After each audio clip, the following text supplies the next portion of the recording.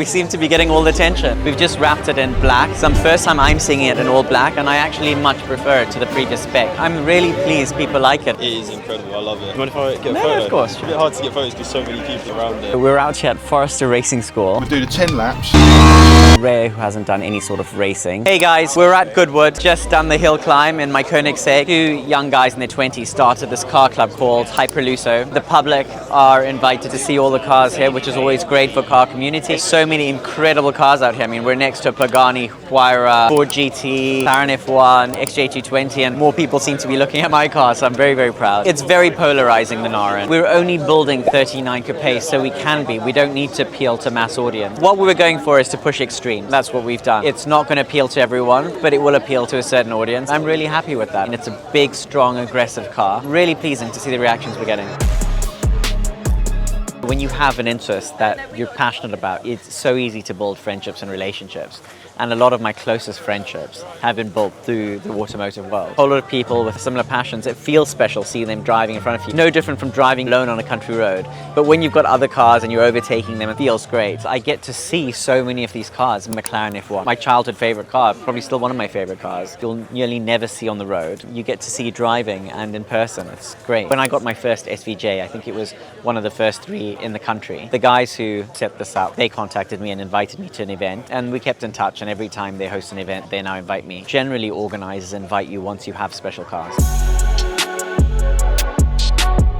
Zonda is another car. I mean, the Zonda was one of my childhood favorite cars as well. Meant to be a track-only car, but this one's been converted to being road legal. I imagine it must be incredibly difficult to drive. Track cars are built to drive on a completely flat surface, utilize aero, which it's impossible to use aero on a street because you're not generating enough speed.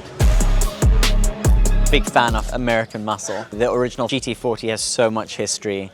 I'm sure you've all watched the movie Ford versus Ferrari. This is the modern interpretation of it. It's got a big V8. There's a newer version with the V6, but for me this is the ultimate iteration of the Ford GT. They've refined the original car to modern standards, but it's still brutal. Manual gearbox, just so cool. I love this car. It's got 550 horsepower out of a 5.4 litre V8. Came out in 2005, was a lot of power. It's just all the modern cars now are producing ludicrous amounts of power, which makes it seem like not so much, but I'm sure it's incredible to drive. I'd love to drive one. One of my favorite cars of all time was the Aston Martin Victor. That was a one-of-one, commissioned for one customer. Customers begged Aston Martin to create a production version of the car, so they created the Valour.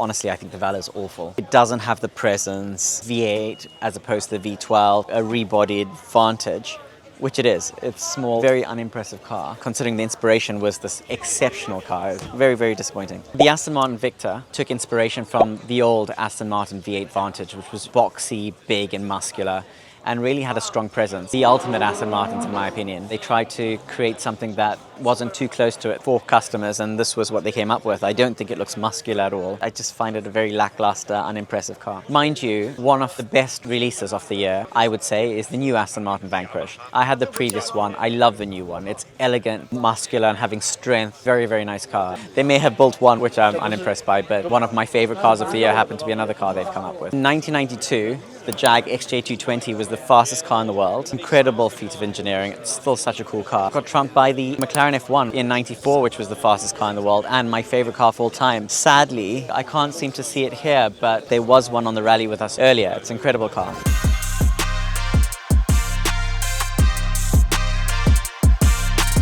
We're done with lunch. It was a lovely day. One of the collectors is a close friend and owns a hotel in Windsor, the Fairmont, so we're going to go across there and have lunch with him. What's the craziest jet you've flown on? About 15 years ago, we had a mandate to sell an aircraft that was owned by probably one of the most powerful men in the world today. It was a 727. Absolutely everything, including the seatbelts, were gold-plated. Every tab, everything in the aircraft. It's dark wood, paisley interior. Also the fact that it was a 727 80s aircraft. But that's probably the one aircraft that really stands out in my mind. From an opulence point of view, I've been exposed to so many beautiful aircraft. Certain Royal has an aircraft with a massive throne in it, and everyone sits around him.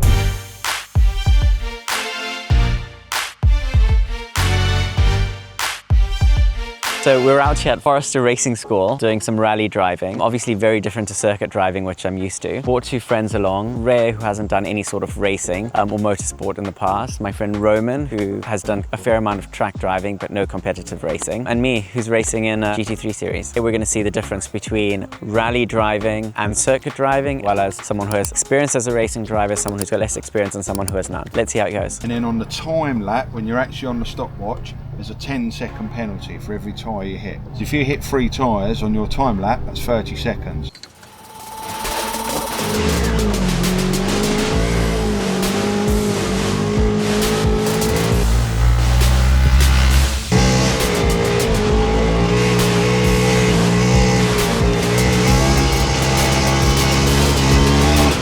So the first time we went out, we did 5 laps, and just as I was getting in the groove, we had to come back. So I've asked if we'd increase the laps to 10 or 15. They've agreed to 7. Everything's a negotiation, but by the end, hopefully we'll be doing 30 laps at a time.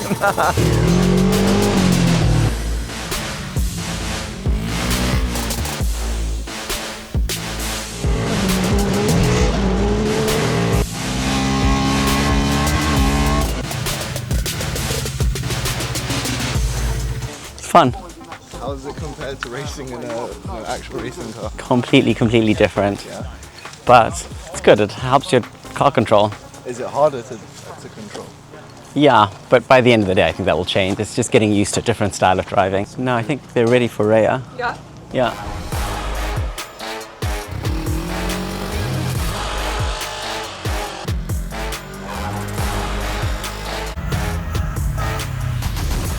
I mean, she's never driven like a buggy or anything like this before, so I'm impressed. How did you find that? Like better. We're off for some lunch now, and when we come back, we're going to do time trials so we can get a comparison between someone who's never done this before, someone who has driving experience, and me. In the earlier session, we were in the 70 horsepower rage buggies. Now we're trying the 3-cylinder 140 horsepower ones. They think we'll be slower in the higher powered ones because they drift so much, but let's see. More power is more fun.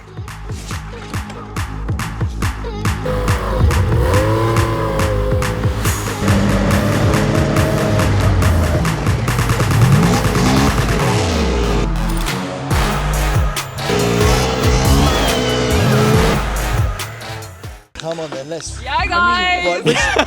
When it's wet, actually the other car is better. You prefer it, do you? Yeah. Did you hit any tyres? Yeah, At any point? I did. How many? 1. I didn't see you hit. Oh, I didn't hit a tire. What am I talking about? What was that final lap? Fun. But I want to know what the timings are. In 3rd place was Rhea. Well done, Rhea. Well Thank done, you. that was some Good great driving. Thank you. In 2nd place was Roman, which means our champion for today. Yay! Where are you going to put it? Build a trophy cabinet for it. So what the Thanks, time guys. difference? Tell us the time. Yeah, feel free to take a picture. Hopefully it's understandable. I've got We all to did say, well. Ameerh put it all together in that last session from what it looked like on the outside anyway. Yeah, the turns, all the turns, guys. Ameerh, that was really good. Thank you so much. Thank you very much. Sorry, I never got to Thank you. So that's it, guys. That's the end of the video. I hope you enjoyed it. We certainly did. And the positions were, I came first, Roman second, Rhea third. So I guess in order of experience. If you guys like this content, please subscribe and keep watching.